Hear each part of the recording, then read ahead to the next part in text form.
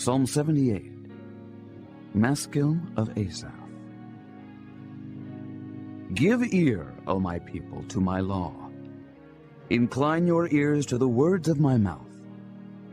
I will open my mouth in a parable. I will utter dark sayings of old, which we have heard and known, and our fathers have told us.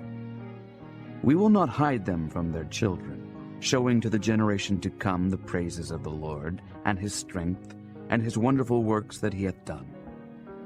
For he established a testimony in Jacob, and appointed a law in Israel, which he commanded our fathers, that they should make them known to their children, that the generation to come might know them, even the children which should be born, who should arise and declare them to their children, that they might set their hope in God, and not forget the works of God, but keep his commandments, and might not be as their fathers, a stubborn and rebellious generation, a generation that set not their heart aright, and whose spirit was not steadfast with God. The children of Ephraim, being armed and carrying bows, turned back in the day of battle. They kept not the covenant of God, and refused to walk in his law, and forgat his works and his wonders that he had showed them. Marvelous things did he in the sight of their fathers in the land of Egypt, in the field of Zoan. He divided the sea and caused them to pass through, and he made the waters to stand as an heap. In the daytime also he led them with a cloud, and all the night with a light of fire. He clave the rocks in the wilderness, and gave them drink as out of the great depths. He brought streams also out of the rock, and caused waters to run down like rivers. And they sinned yet more against him by provoking the Most High in the wilderness. And they tempted God in their heart by asking meat for their lust. Yea, they spake against God. They said, Can God furnish a table in the wilderness? Behold, he smote the rock, that the waters gushed out, and the streams overflowed. Can he give bread also? Can he provide flesh for his people? Therefore the Lord heard this, and was wroth.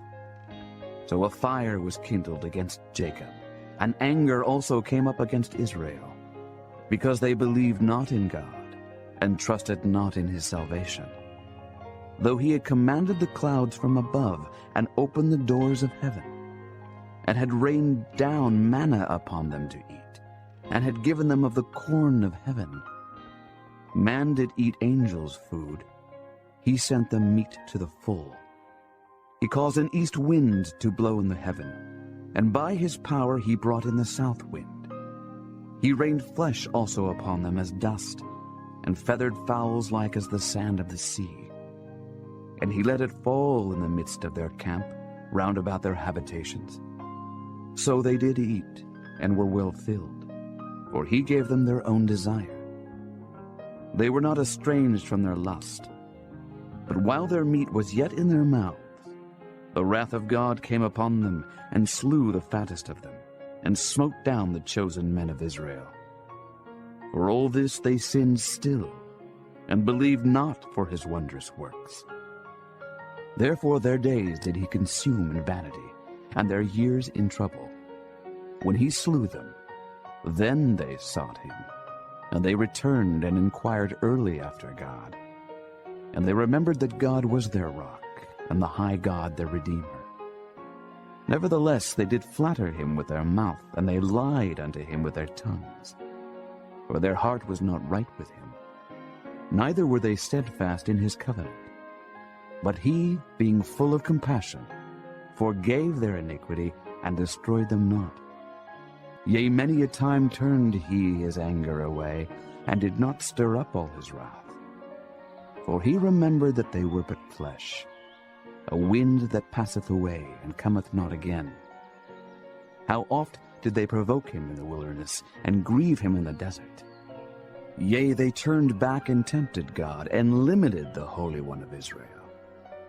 They remembered not his hand, nor the day when he delivered them from the enemy, how he had wrought his signs in Egypt, and his wonders in the field of Zoan, and had turned their rivers into blood, and their floods that they could not drink.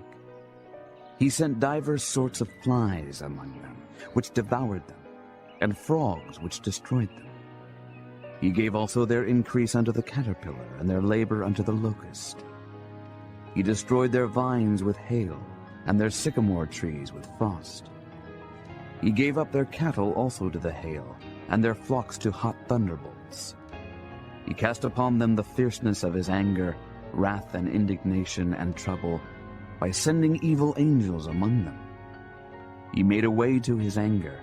He spared not their soul from death, but gave their life over to the pestilence, and smote all the firstborn in Egypt, the chief of their strength in the tabernacles of Ham, but made his own people to go forth like sheep, and guided them in the wilderness like a flock.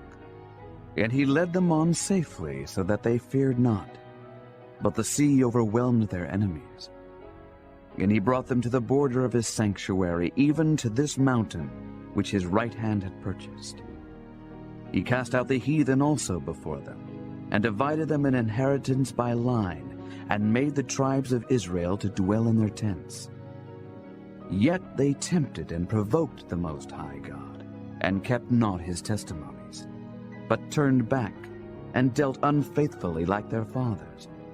They were turned aside like a deceitful bow. For they provoked him to anger with their high places, and moved him to jealousy with their graven images. When God heard this, he was wroth, and greatly abhorred Israel, so that he forsook the tabernacle of Shiloh, the tent which he placed among men, and delivered his strength into captivity, and his glory into the enemy's hand. He gave his people over also unto the sword, and was wroth with his inheritance. The fire consumed their young men, and their maidens were not given to marriage.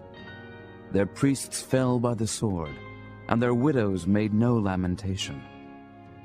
Then the Lord awaked as one out of sleep, and like a mighty man that shouteth by reason of wine. And he smote his enemies in the hinder parts. He put them to a perpetual reproach. Moreover, he refused the tabernacle of Joseph, and chose not the tribe of Ephraim, but chose the tribe of Judah, the Mount Zion which he loved. And he built his sanctuary like high palaces, like the earth which he hath established forever. He chose David also his servant, and took him from the sheepfolds. From following the ewes great with young, he brought him to feed Jacob his people, and Israel his inheritance. So he fed them according to the integrity of his heart, and guided them by the skillfulness of his hands.